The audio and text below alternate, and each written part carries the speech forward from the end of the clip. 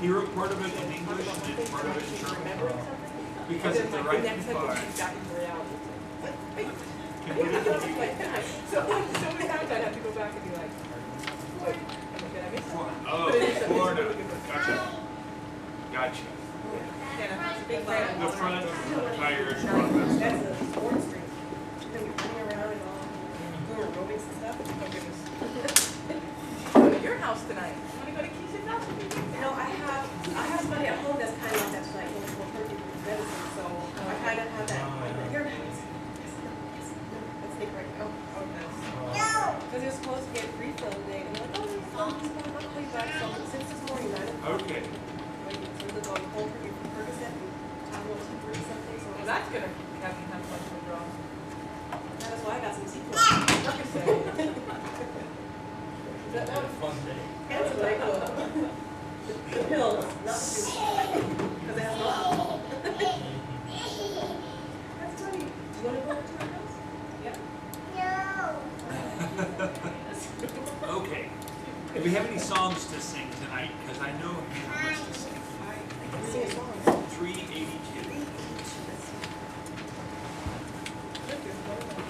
There we go. Keisha, I would pay her whenever you get Oh, okay. Wait, no, it's a song, right? Hello. Hey, Robert, you want to sing here with me? It was like killing her. No, okay. 382. It's so stiff that it's so stiff that hey, whatever. Be thou my vision, O Lord of my heart. Are we all else to be stay by thy word? All my lips long, my day or my night. Waking or sleeping, my presence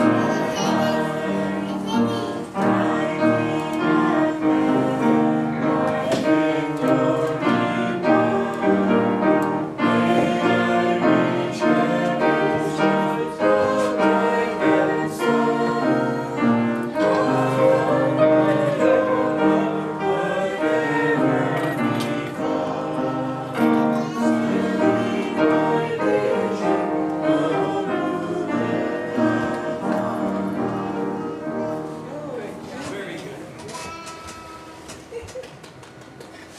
Okay, do we have another one? And Robert's back here doing this to her, and she's hello, Yeah.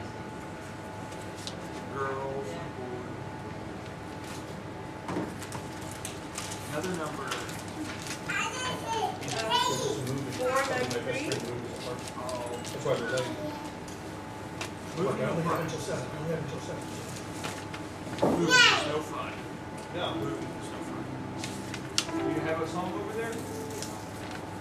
493. 493. Okay. Hi, yeah. You gonna sing with Mom? You gonna see Mama? Yeah.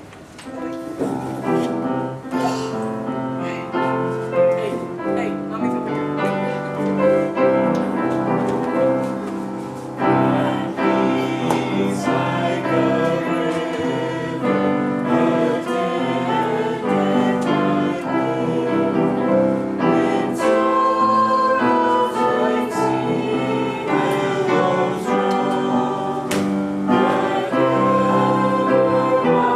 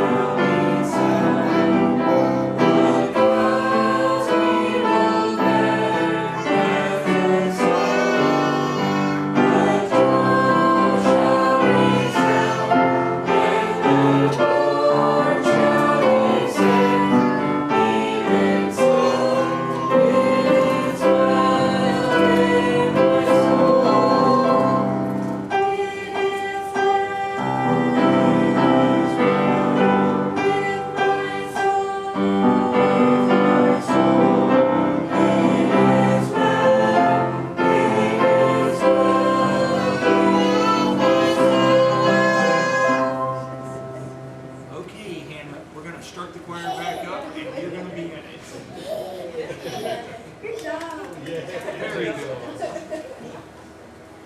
Joyful noise.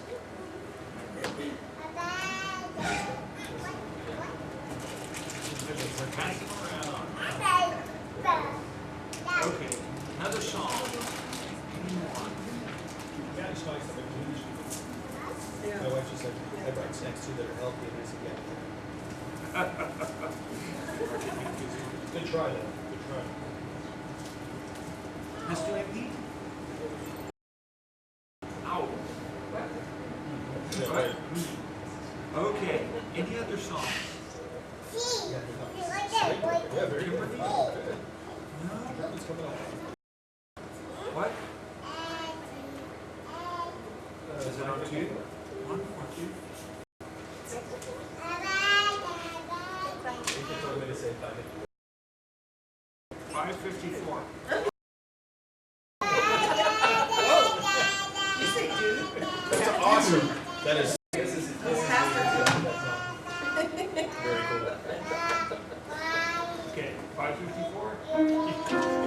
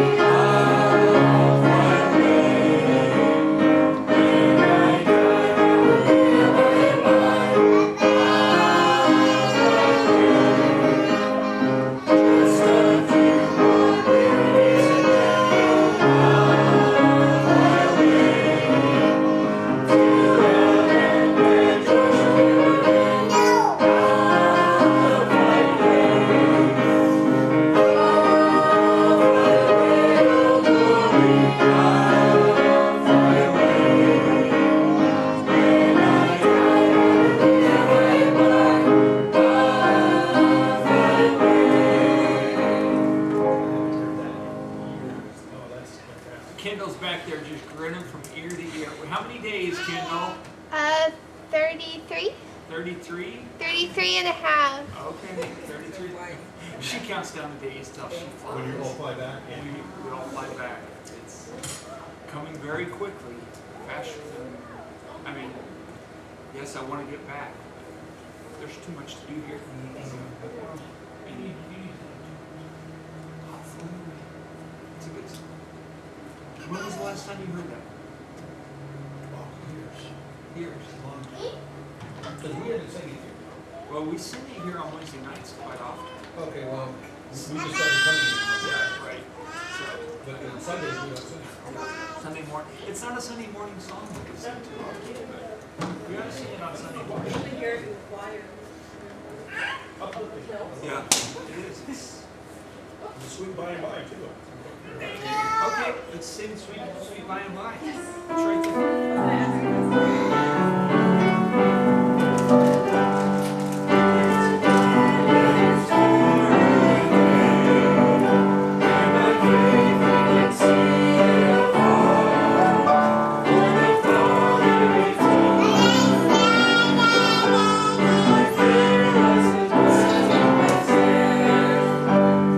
was gonna ask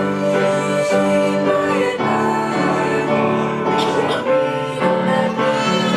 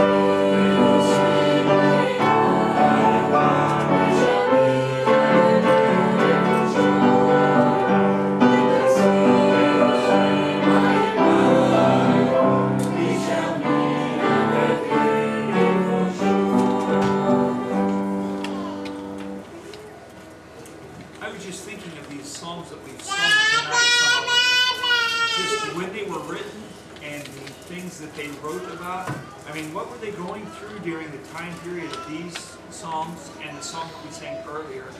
I think the one before, they had just gone through the Great Depression, or they were starting it.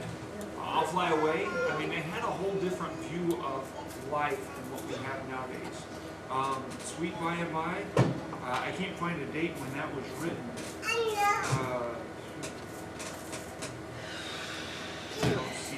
I don't know right off the top of my head, but I don't think it was. They're not that old. I mean, I had a questionnaire just a couple of days ago. What kind of songs do you sing at church? Contemporary or traditional songs? And I thought to myself, okay, the songs that we sing over in Dresden, those are traditional songs. These are hymns. That was a whole different argument that came into the church. And now we have contemporary, which is a whole nother argument. And I thought, how do I answer that question? Contemporary, I mean, compared to 1600s? I mean, that's what we would sing in Dresden, was songs written in the 1700s. This is fairly recent compared to then.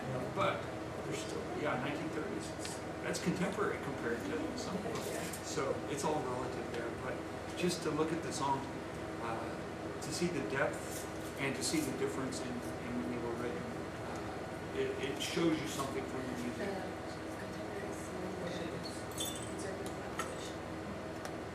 Yeah, don't be afraid to ask questions. When I mention something from the States or something like that, just throw your hand up and stop me. So, This was the Great Depression. People had less. People had more.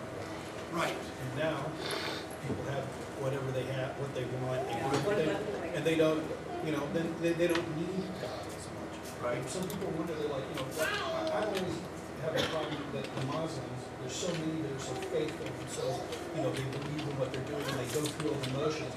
And there's so many Christians that say they're Christians that aren't. And the reason is they don't have it. Right. They have nothing, so they need to have They're that to hold on to. Right. Right. Yeah, you can do a children's song. I was just going to mention one other thing about that. We have a friend in Dresden, and he said it seems to him that it was easier to be a Christian back in the Day Art site than it is now. That's true. Because in the Day Art site, you had to take a stand, or you could be a heathen or a Christian. There was no in between. Where now you can be a Christian and live just like the heathen do, and nobody thinks anything of it. You call yourself a Christian, but but he said it seems like to him, sorry. And the wall was up still? Yeah, back when communism was. The Deutsche Demokratische Republik, the East Germany, Yeah, and they were socialists. So, anyways, They were controlled by Russia. Well, yeah, yeah, sorry. I still have the Germans called it the DDR. Yeah, sorry. Because he was over there. Yeah. Eastern Germany. Well, the friend that I had, he's old enough to remember when they didn't have one banana a year is what they would get. One banana a year. We have stories. What? No bananas. Yeah, no, they didn't even know what a banana was. What was a banana? But what's funny is you go to Eastern Germany, and they're a lot more racist. And the reason is for when the Nazis lost, right? They got taken over by their worst enemy, the communists. So everybody grew up, and in front of everyone, they're like, okay, we're good socialists, we're good socialists. Behind closed doors, a grandpa was going, damals waren die Hitler da war. When Hitler was here back in the day, well, that was the day. So they never had a transition. They had their hated enemies took them over, and they had to play the game. But behind closed doors, they didn't forget that. And they never had that democratic transition that Western Europe had. And that's why they lost it. They got rid of it. But the Eastern Germans, they didn't forget. So then when Germany absorbed back in, they thought, oh cool, now we can do whatever we want. Well, and the thing is, too, it's interesting to watch. You look at the politics, and where's the NPD growing the fastest? Yeah, of course. Yeah. It's in the East, because they remember the good old days. And they have no jobs over there, but they refuse to move. So all the East Germans that wanted to work left. Right. What's Not the all of them, children's there are song you some, want to do? but- 580. That's right. It's not all of them, but quite a few of them are. We'll sing this one, and then we'll get into our Bible study. Well, In 580. Jesus is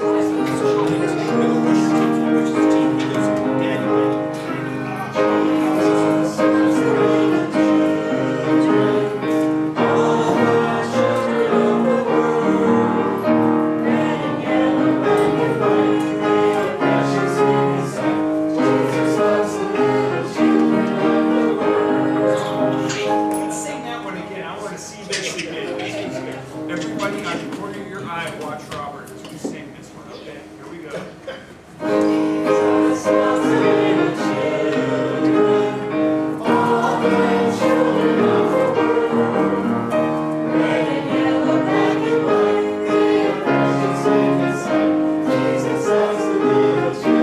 We're getting good at this stuff. Because he knew we were watching. Right. Okay, let's go ahead and get started on our Bible study tonight. Before we get started, do we have any prayer requests? What are some prayer requests we have tonight? Nick. Pray for, Nick, for his situation.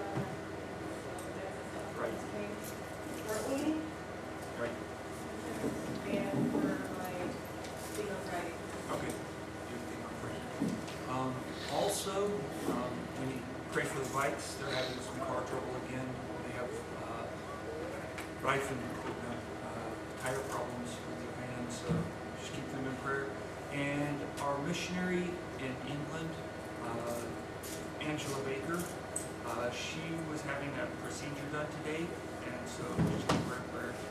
I don't think very major. I think it was fairly minor, but right, your sister's having surgery tomorrow.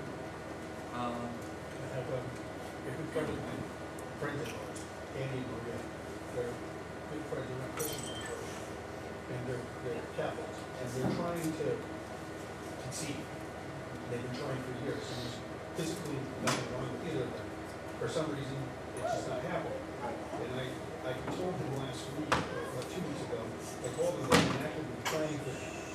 I said, this is all in God's hands. Right. And the only way this is going to happen is through prayer. Right. And I made him aware of it. And I would like to pray that she doesn't get pregnant, so he can see that when nothing else works, God That works. works. Well, And I think this is an opportunity that can maybe open. He says he believes there's something, he believes in God, but what's his name again? Andy. Andy and Maria. Maria. We also need to keep in prayer Marta and Sebastian. Not many of you were here on Sunday afternoon services, but they came. So that's the first time he's been in a Sunday afternoon service, or Sunday service in a couple of years. I don't know how many of you know Sebastian. He's an atheist. He comes from a really rough background. But Marta just found out she has a tumor, so we need to keep her in prayer. But that's bringing him back. And you could tell just by what was being said, I think she understands this is what God is using to get her husband. And I think she's okay with it. I mean, whatever it takes, I think she's okay with Is it. the tumor, We don't know yet. We don't know yet. We just need to keep her in prayer. Her mom should be showing up in the next couple of days from Mexico. So let's keep them in prayer. So we've got, I've forgotten the names again. Andy and Maria. Andy and Maria, Marta and Sebastian. We've got Uli. Nick, that's the one.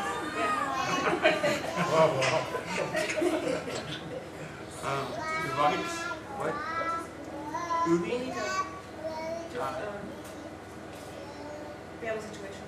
Yeah, just the situation. How's Tim doing?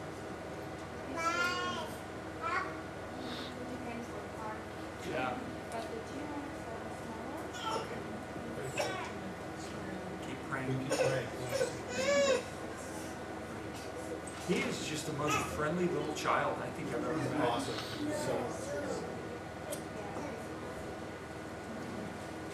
So, let's go ahead and open in prayer, and I'm not going to remember all of these, so just if I forget one of them or two of them or 10 of them, just you remember what you can too. So, dear Father God, thank you so much for this good day you've given to us today. Thank you for the blessing it is to be your child, to be able to bring our requests to you, and to know that you care for these situations more than what we do. Lord, you want the salvation of Sebastian more than what we do. And Lord, I know you're working that according to your honor and your glory there. I pray you just be with Marta and just give her strength through this situation. I pray doctors will have wisdom and know what to do there. I pray you give Evan's friends, I pray that you would work in their lives so that they know that you're real, so that they can see your hand in their lives. I pray you give Uli the situation, the family situation. I pray you just intervene and just strengthen her and give her grace. I pray you be with Nick. Just raise him up and bring him back to us. You know how much we miss him. I pray you be with Pikes. Just intervene with their car situation and just help them to be able to find something that will be suitable for them. I pray you be with us all. As a church family, Lord, I pray you help us to grow in our spiritual walk, that we would grow closer to you, and that we would not just be content to stay where we are spiritually, but to dig for a better relationship with you, Lord. We would be willing to sacrifice whatever it takes to have a better relationship with you. Have your will and way, all is said and done. In Jesus' name we pray. Amen. Okay.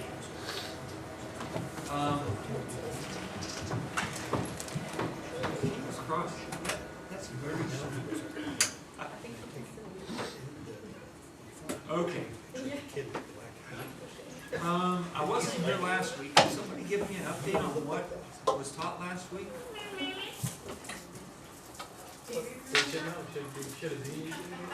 Somebody should know something. We on how to become a student of God's Word. How to become a student of God's Word. Studying principles, studying people, and studying God's attributes. Okay, studying God's attributes, principles, and people. Good. Okay, we were about to Amos, Mark, Corinthians. A lot of places. Good. I tried to print off some stuff for tonight, but my printer wasn't working with my computer, so I didn't get anything printed off. I think we're still on how to deal with money. Just to let you know, still, this is a very controversial issue in our day and age. And we've had people leave the church over this, so, of what we believe on money. Anyways, if you've got your papers, does anybody need a paper? Kimberly, could you do me a favor and go print off some more of those? I don't know. Kendall? Yes. Kendall, do you have any more of the papers back there? Which number? number? 11? Sorry about that. Which one? Number 11? Nope. Nope. They're in order. I organized them Okay. last week. So. Kimberly, if you can go.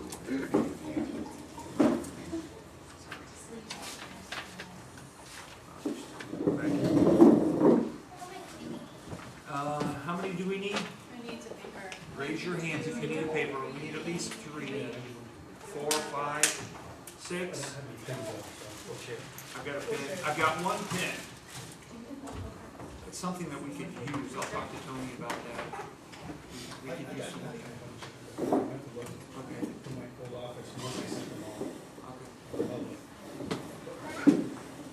Everybody's leaving now. Oh. Switching off here. Okay. Watching children. Okay. Okay. Now I've got a mark where I think we got down to. I've got 2B. Okay. I've got it down to, we should start at 2C. Okay. We got through Well, 2B. that's probably there. Okay, so the whole subject is our money, our finances.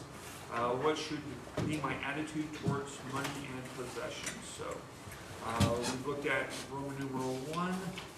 What was it? You do not have to be wealthy or poor to please God. That doesn't matter one way or another. Poor people, our wealth or our lack thereof doesn't indicate our spirituality. And I know in our day and age, there's a whole group of people that are preaching. You can know somebody's spirituality by their wealth. So that's totally wrong. That's not what we ascribe to. At what point does money and possessions interfere with my relationship with God, or how does it? How should they interact? We looked at when you trust in it or in your money rather than trusting in God. That's when it starts to interfere. When your affections are set on earthly possessions instead of your heavenly possessions, that's when it interferes with your relationship.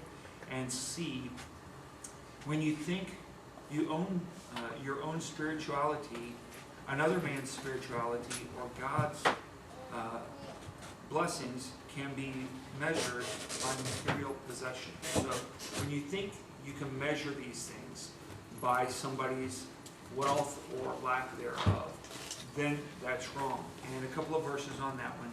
Luke chapter 12, verse 15. Luke 12, 15.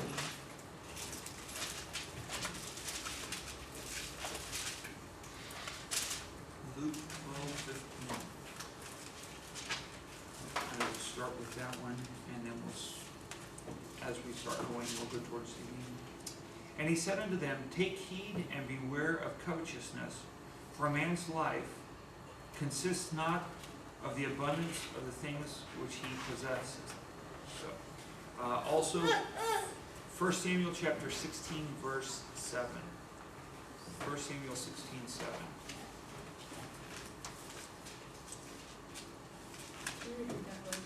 1 Samuel 16, 7.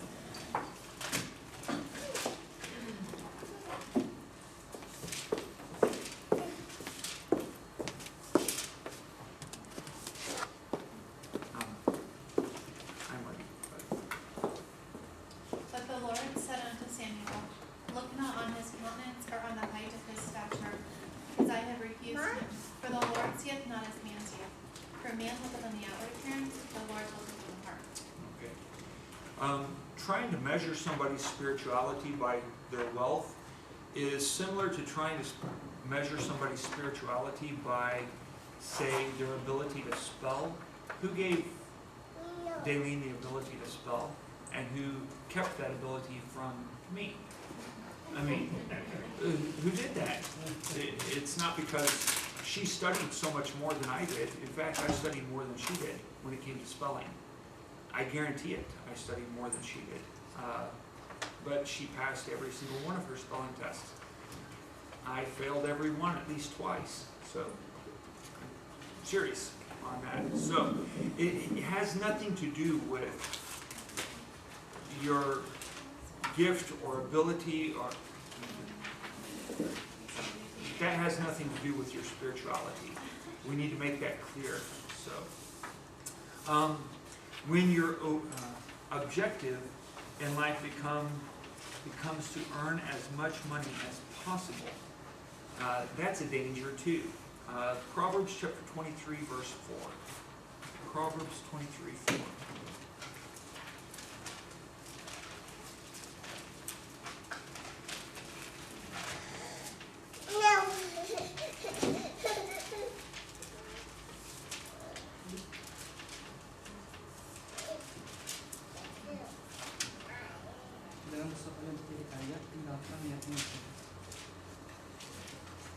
Okay, do we need an interpreter for that one? Or did everybody read that and could we interpret it ourselves? Yeah, labor not to be rich. Cease from thine own wisdom. That's not why we work. We don't work just to be rich. Why should we work and do the best that we do at our jobs? I think we've already covered that. What? Lord. For God's glory. That's it. You work as unto the Lord. You do whatever you do as unto the Lord. I like when I talked with Renee a few months ago over something similar to this. One of the reasons that the church over in where are you been? Pittsburgh, they're doing very well because they teach their children. You work as unto the Lord. You do your best. You study your best, and you teach them that from an early age. What do they become when they grow up? Doctors and lawyers and engineers, and they get management positions because they're working hard. And that's just what happens when you work hard. You're respectful. You get the better positions, and you're able to honor God with that. And so, anyways, Ecclesiastes chapter 5, verses 10 through 12 also speaks to this. Ecclesiastes chapter 5, verses 10 through 12.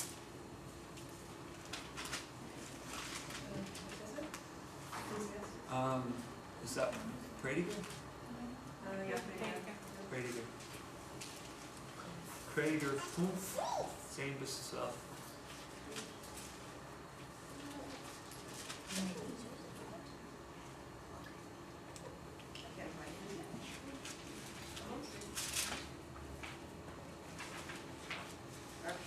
5, 10, and 12. Yes, 10 through 12. One verse apiece. He that loveth silver shall not be satisfied with silver, nor he that loveth abundance with increase. This is also bad. When goods increase, they are increased that eat them, and what good is there to the owners thereof, saying, just beholding of them with their eyes. The sleep of a laboring man is sweet, whether he eat little or much, for the abundance of the rich will not suffer him to sleep. Every time I read that verse, I'm reminded of the story of one of the Rockefellers, very rich man back in the 30s. The Great Depression was going on, and he had more money than he knew what to do with. He couldn't sleep though. He was being eaten up by ulcers. The story's kind of sick. He could only eat one thing, and that was it. And you can research it out if you want to find out what he was eating. And he was sick and tired of eating what he had to eat. It was the only thing that was set on his stomach. He called the doctor in one night and said, I need a fix for this. I'm spending thousands and thousands of dollars. I'm paying you. Why can't you fix me? And the doctor says, I've got a cure for you, but you don't want it. He said, you give me the cure or I'll sue you. And the doctor said, okay, here's the cure, but you're not going to like it. And the doctor moved towards the door, if I understand the story correctly.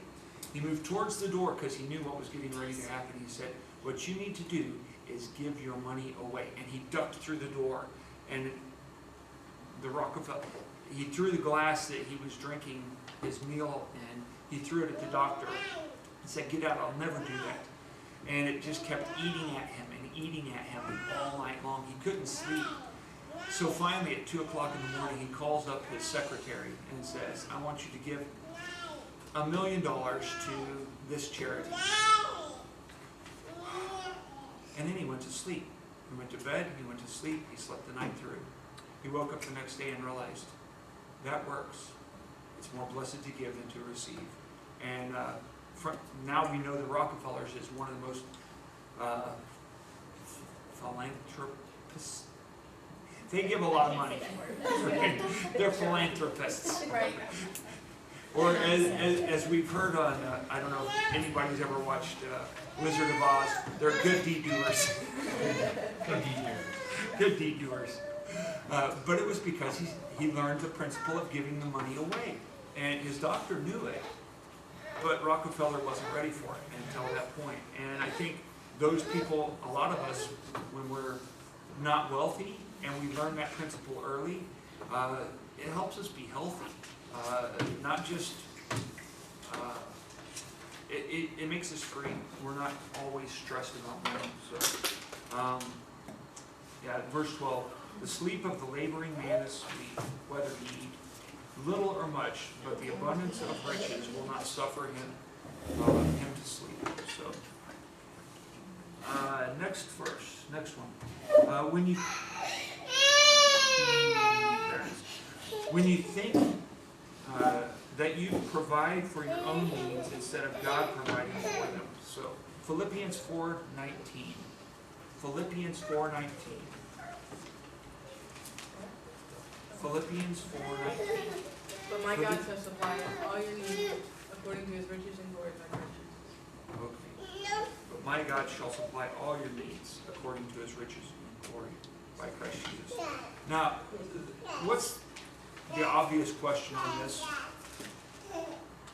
Does anybody see an obvious, blaring question on this verse? What are our needs? I mean, really, what do we need? Have you ever stopped and counted the things that you really, really need? I know what you spoke, because I don't know how it is in every version, but I mean, in here it's singular. It's not needs. Yeah, but my God shall supply all your need. Thank you. I've not seen that before. That's always caught me All as your I don't need. have needs. Yeah, I what? only have one need, Yeah. All your need. and that's Christ. How is that in the German? Is that plural or is it singular in yours? Just one need or a bunch of needs? Philippians.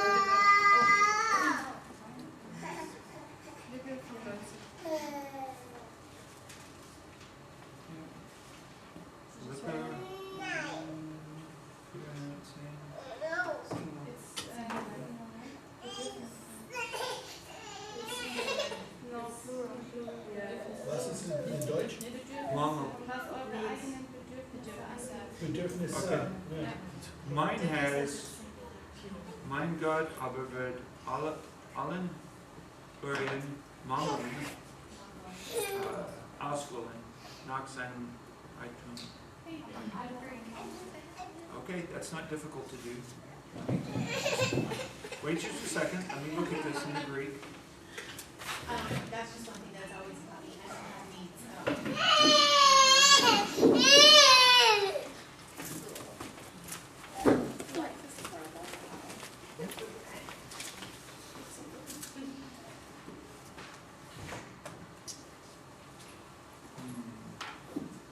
Well, you can't express yourself in complete sentences, you gotta do something. Not that. Say help, please. Honestly, I'll have to talk to my pastor about this, but I think because it's got the A at the end, I think that turns it into plural. That's like adding the S to it, all your needs. So I'm not sure on that. I'll have to check with my pastor. I could be completely wrong on that. In other places, it's need, thy need, we, needeth, and then necessities. In one place, it's translated as necessities. So it's been a few years since I studied the Greek on that. But I think the A on the end puts that into the plural, which needs. So, anyways, yes, Just all your need. yeah, For me, it sounds like it's more. right. It's plural. So, yeah, in the Lutheran version, the first translation was from the same as King James pretty much. Mein Gott aber fülle aus alle eure Notdurft, which Not- means that Notdurft, not is more like a emergency. Right. Nach seinem Reichtum in der Herrlichkeit in Christo Jesus. Okay, In Christ is like what it means. Right. right. That's the So- original. That's why I read it. Yeah, well, I think It's hard to the, read, but it's there. Yeah. well, that's a good debate to have, and we need to go through why we read the Bible that we read. I know there's a lot of debate out there, but the more you study it out, the more interesting it is, and they are finding new manuscripts every year. I mean, this is a study that is growing every year. It used to be when I was in college, they said, let's go back to the oldest manuscripts. Well, the oldest manuscripts now confirm the Textus Receptus, or the majority text that's coming out, not the Right. Alexandrian text, and which is what the new versions have been translated on. Most of the new versions have been translated on. Something funny though, with the Luther text, where did Luther get his Latin from? He was having people translate it, but he was reading it in Latin, and he was using the Catholic Latin for the Bible. Of course. And so that's where part of the problem is, right there. Anyways, that's a whole nother study. It's fun just sometimes to look at that, but not too much. So. Anyways, our needs, our need. What is it that we really need, though? I mean, let's name off some of the. Think of a need that you have. Like that you need to live. That you need to live. Oxygen. You need oxygen. Okay. Water. You really need food. Sleep. I mean, Yeah, you do need it, but do we need as much as what we an have? abundance of it, no. Not as much as we have now. You do need food. We need sleep. Yeah. Okay. What else do we need? Love. There you go. We need love. Okay. That's something that we don't think about very much. I brought this up on Sunday. You know there's more than just the physical world because there's love. You can't see love, but you know it exists. I mean, anybody that would say all we have is what is physical around us. I mean, you push them and push them and push them until they blow up at you, and you say, see, there's anger. You can't see anger. You can see the results of it, but you can't see it. So, what are some of the other needs that we have? We need salvation, right? We have that in Christ Jesus. We have love in Christ Jesus. That's their biggest. Right, and I think that's what Daleen was going after there too. That's our need. We're all going to die. One of these days, food, water, air, that won't be a necessity for us. But our relationship with God will still be a necessity at that point. So He'll supply those needs, or that need, all of that need. And when you think about it, I just had a moment. I did too, actually. What I was thinking is, I hope, I guess we're gonna really like fruit. That wasn't my thought, but There's gonna be different types, okay, think about this. How big is God? You can't measure Him. And the word that we would use in theology is He's omnipotent. He is just all-encompassing. And when you study theology, it's almost as if He had to push Himself aside to make creation, to make space for us. We know that's not true, but He encompasses the universe. It doesn't contain Him. And when He says, I will provide all your need according to my riches and glory, what will He be providing for us then? Himself. That will be all we need, is Him. Isn't there a song that says something about that? All. Yeah, that's the one. That's the Beatles, isn't it? All you need is love. Yeah. Christ. Yeah, that's it. Christ is all I need. Is all I need. Okay. Anyways, I'm on my own there. I just went into a new journey. Okay. Right. What are the proper attitudes I should develop towards physical possessions? Did I? Oh, sorry. I'm sorry. I skipped over that. Deuteronomy chapter 8, 10 through 18. Let's go back to that. When thou hast eaten and art full, then thou shalt bless the Lord thy God for the good land which He hath given thee. Beware that thou forget not the Lord thy God, in not keeping His commandments and His judgments and His statutes, which I command thee this day. lest when thou hast eaten and are full, and hast built goodly houses, and dwelt therein, And when thy herds and thy flocks multiply, and thy silver and thy gold is multiplied, and all that thou hast is multiplied, Then thine heart be lifted up, and thou forget the Lord thy God, which brought thee forth out of the land of Egypt, from the house of bondage. Kaya ikaw mo para luwalin sa ng sakit o kayo na sa pagkabitin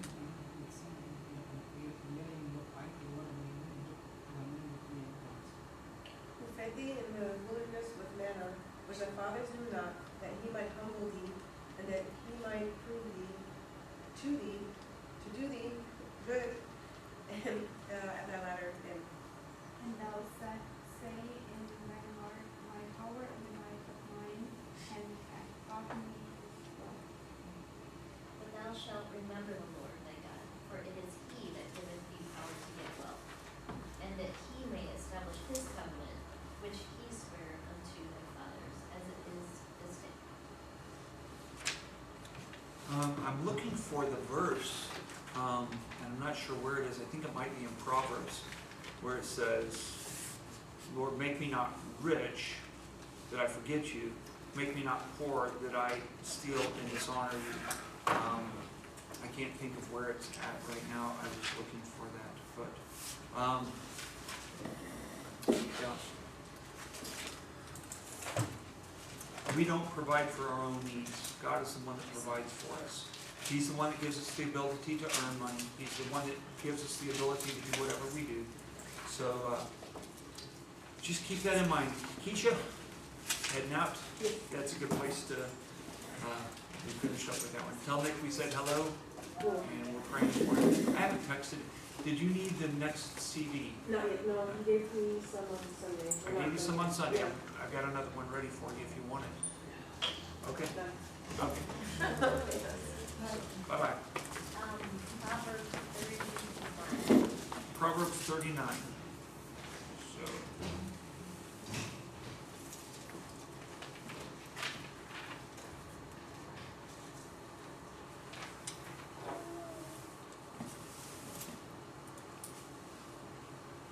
I think that's it.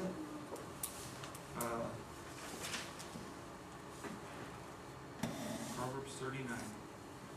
Now that's not the whole, let me start at Maybe it starts in verse 8. verse 7, I think. Where is that? It's not on there. It's not. It's She not. just found the verse that he was mentioning. Oh, okay, all right. Proverbs 30, I think it starts in 7 through 9. Let me just write that in. 2 things have I required of thee. Deny me them not before I die. Remove far from me vanity and lies. Give me neither poverty nor riches. Feed me with food convenient for me, lest I be full and deny thee, and say, Who is the Lord? Or lest I be rich and steal and take or lest I be poor and steal and take the name of my God in vain. That's something interesting right there. How did he say he would take the name of the Lord in vain? By stealing. It wasn't by uttering something, it was by his actions. That's something that I am starting to try to do when I deal with anybody that I know is religious, is to remind them that their actions do affect how people look at God, our Creator. And especially if I'm dealing with a Muslim. They are very concerned that we remember that God is great.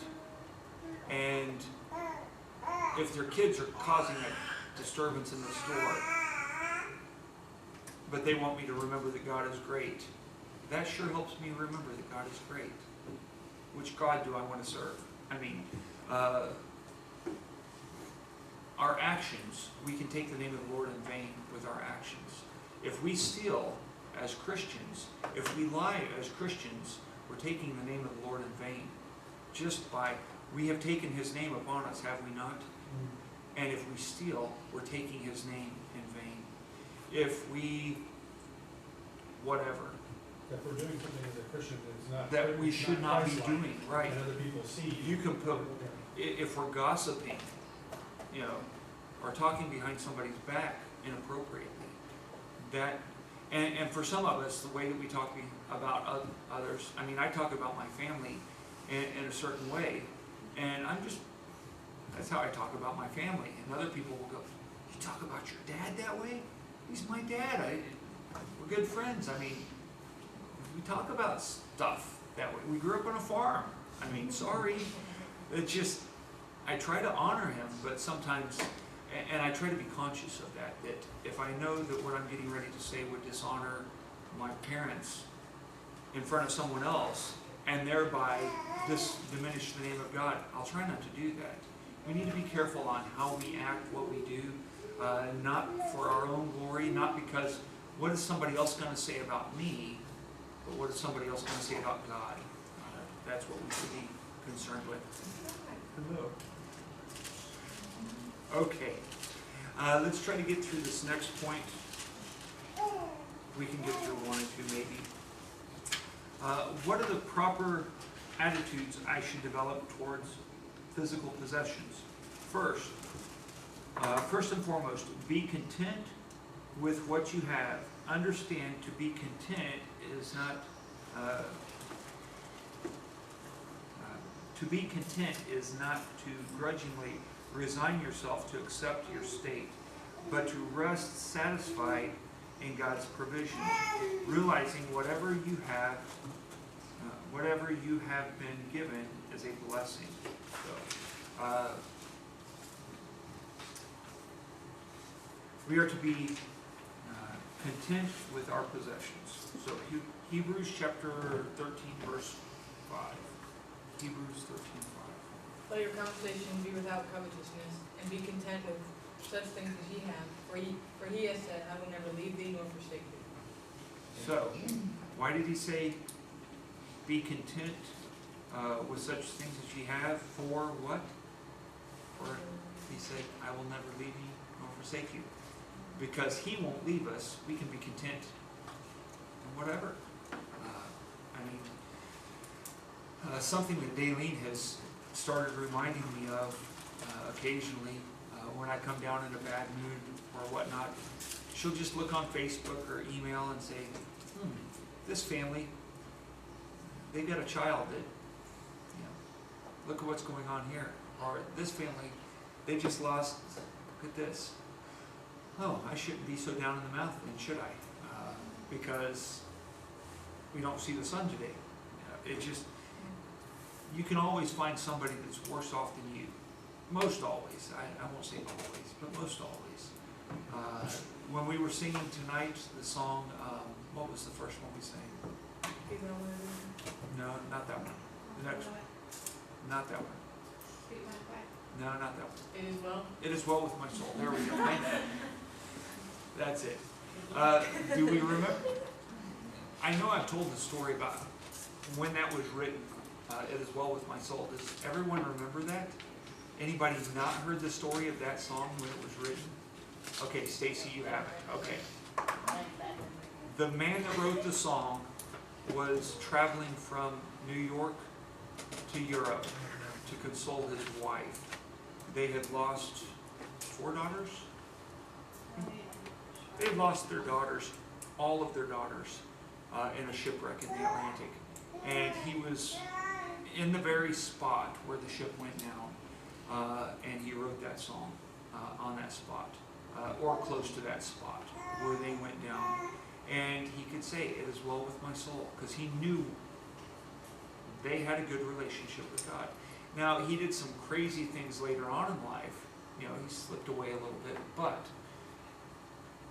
because of his relationship with God, he could write that song knowing my daughters are safe with Jesus. I don't have to worry about them. It's well with my soul. And Lord, haste the day. It's well with my soul. I am ready to go. 1 Timothy chapter 6, verse 8. 1 Timothy 6, 8. And having food and raiment, let us be therewith Okay. Having food and raiment, let us be therewith content. Right.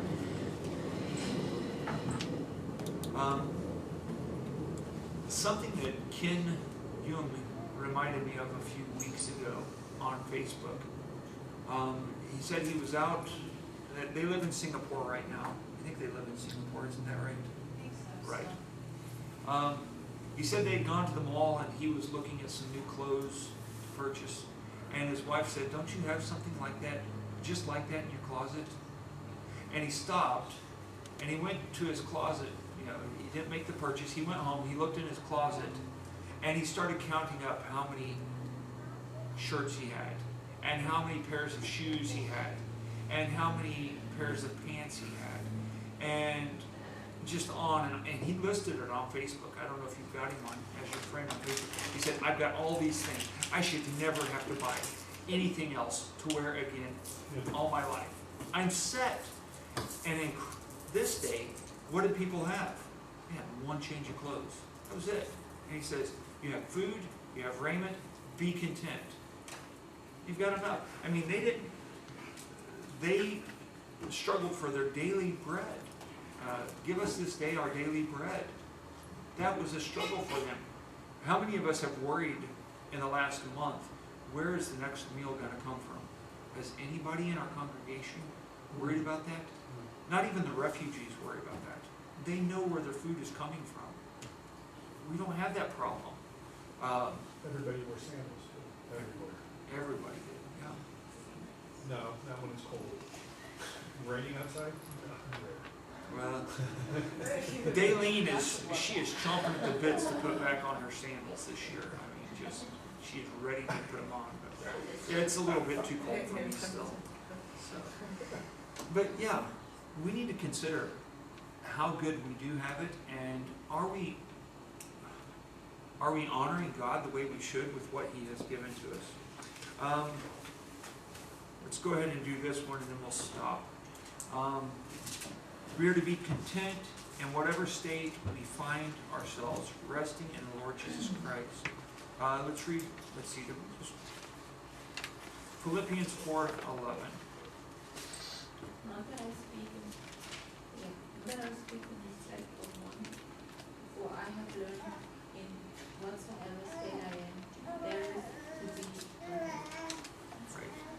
I have learned that in whatsoever state I am, therewith to be content. We have it in our notes here, but where was Paul writing this from? A prison. He was writing it from a Roman prison. When we start to think about a Roman prison, have we all visited some of the castle ruins around here? They're not too much different today than what they were back then. I mean, they didn't have windows that you could block out the draft, and nice heating inside there, and nice sanitary, I was at the Roman fortress, Were you? right outside Frankfurt. Okay. And I would have to say that it was probably more advanced than the medieval. Probably. It was pretty cool. You have to go. I haven't been to that. It's really You're right. But it's still, I mean, you're sleeping on cold. Yeah. stone, you're depending on other people to bring you food. I mean, they're not going to provide your food for you there. And he's saying, I've learned in whatever state I am, therewith to be content. God's taking care of me. I'm okay. Well, up there, not in Rome. They didn't quite make it down that far.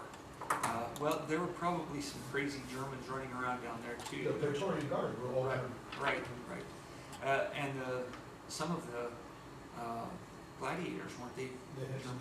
Right. So, but when we start to think about what other people have gone through for their faith, and where other Christians are even now, I mean, it's a daily event I see on the news where some Christian has been executed because of their faith, where some Christian has been starved because of their faith, where some Christian has because they will not deny Christ. They've had their houses burned. I think the statistic is we've had more persecution in the last, 100 years than we've had all the time before that up to Christ. In the last 100 years, there have been more people martyred, there have been more people displaced because of their faith. Okay, because there's more people. Right, because there are more people. Okay. But I think we think about the, what was it, the Inquisition as being this massive event where hundreds or thousands and thousands of people were persecuted. Yes, people were persecuted, but the numbers from that, there were only, I think, 10,000 people killed because of the... Most of them, well, they gave you an opportunity to become a Christian, and most of them were Jews. Right. That they were persecuted. Right. The ones that they were persecuting were Jews, but they were also persecuting Christians. Jews and Christians were right along the same. You can go to Wittenberg and find the statement where Luther says the Anabaptists and the Jews, they need to be done away with because they're troublemakers. So you can find that. I mean, the document is still, you can read it. We've seen it. So it's a little bit tough to read. It's the old shrift. But in our day and age, we need to remember that we've got brothers and sisters in Christ that are really suffering. It's, and we have it good. We need to do what we can with what we have. So, anything that I've skipped over that maybe a thought that you've had, a question you had, I feel like I've kind of rushed through tonight. Any questions? Yeah, I have one. Yes. I think we're supposed to leave an inheritance to our children's children. It is good. So I guess you need to balance the Right. get money with the provide for your Right. family. Right.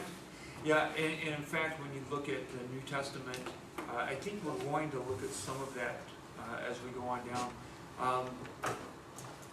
A man that doesn't provide for his family, the Bible says, is worse than an infidel. What does that mean, to provide for your family? It's to think ahead to what's going to happen to my wife if I die tomorrow, or if I die tonight. What's going to happen to my family if I die tonight? How are they going to be taken care of? What do we do about that? We have savings, we have insurance. Do we take all of our money and just, well, because I've got a little bit extra this month, I will give it all away to charity? Is that what God has told us to do? I think that has to be balanced with setting aside for planning for the future, because that's wise too. The Bible says you're to,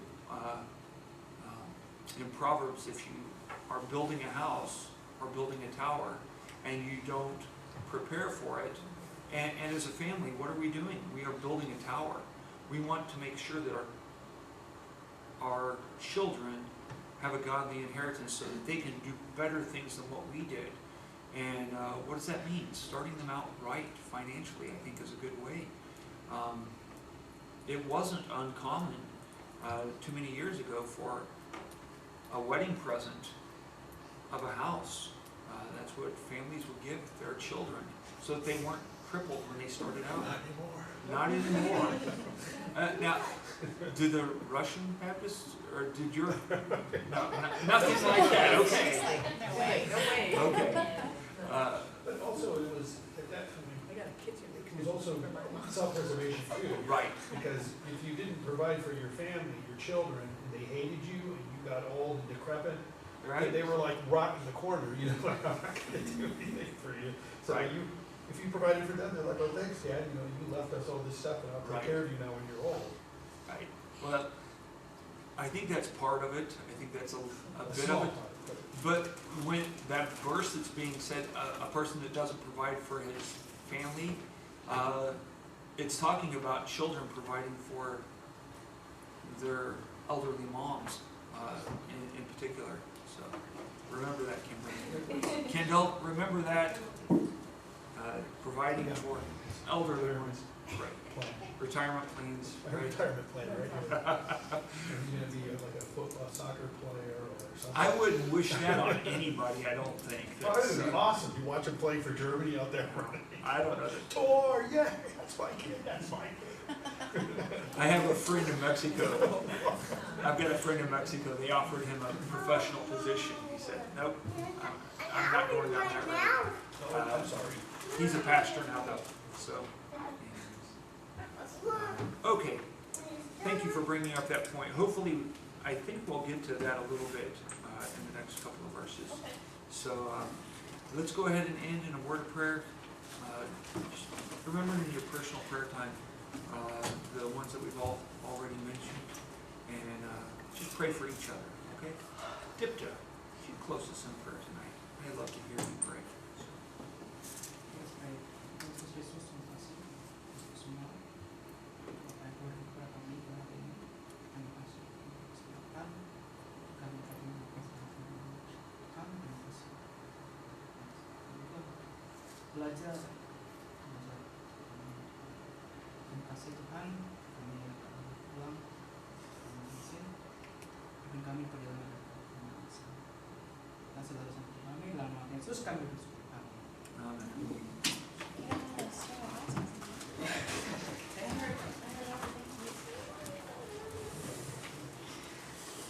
Is this your water, Daleen?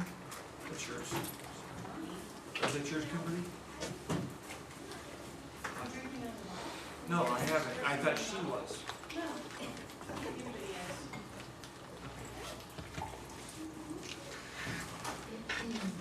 If anybody wants to take that bottle of water down there, no, it's fine. There's no fond on the Sasha. Not a fond Sasha. No.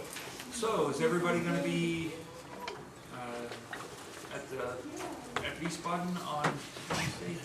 Does anybody need directions? Anybody need a ride? You can follow us. You'll just follow us. Wiesbaden.